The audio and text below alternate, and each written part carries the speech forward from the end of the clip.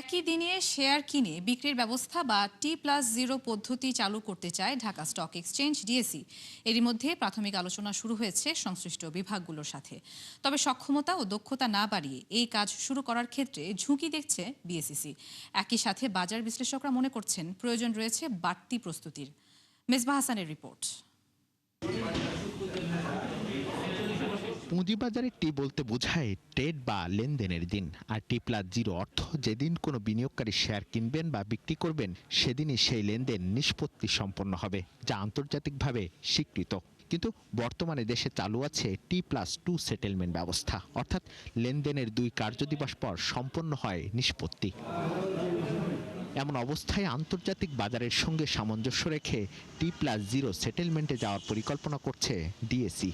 সংশ্লিষ্টদের মতে এই ব্যবস্থা চালু হলে গতি বাড়বে বাজারে, পাশাপাশি বিদেশি বিনিয়োগকারীদের কাছেও হয়ে উঠতে পারে আকর্ষণীয়। তবে প্রশ্ন হচ্ছে, এই পরিবর্তনের জন্য দেশের পুঁজিবাজার কতটা প্রস্তুত? নিয়ন্ত্রক সংস্থা বলছে একই দিনে নিষ্পত্তি নিশ্চিত করতে ডিএসই, সিএসই, সিডিবিএল, ব্যাংক এবং ব্রোকারেজ হাউসগুলোর প্রযুক্তিগত সক্ষমতা বাড়াতে হবে। এটা অনেক খারাপ দিক আছে আমাদের দেশে, বিশেষ করে এটা অন্য দেশে হয়তো নাই এতটা, তখন বন্ধ করে দেওয়া হয়েছে।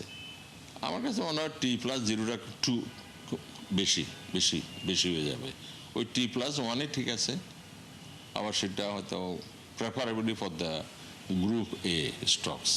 এমন না হয় যে 25 টাকা কেউ দিতেছে, 200 টাকা কেউ দিতেছে। হ্যাঁ, যে প্রাইসে যে কোট করবে তাকে ওই প্রাইসে শেয়ার উঠাইতে হবে। উদ্যোগটি ইতিবাচক হিসেবে দেখলেও অবকাঠামো প্রস্তুত না করে এদিকে যাওয়াকে ঝুঁকিপূর্ণ বলছেন সংশ্লিষ্টরা। তাই পরীক্ষামূলকভাবে চালুর পর ধাপে ধাপে পূর্ণ বাস্তবায়নের পরামর্শ তাদের। ওভারনাইট যেতে পারবো না, কারণ এখানে অনেকগুলি সিস্টেমের মধ্যে interlinked, banking system, investor, market intermediaries, stock exchange, CDBL, and then in future will have CCBL. তো এতগুলি পার্টিকে সিনক্রোনাইজ করা ইজ নট ইজি।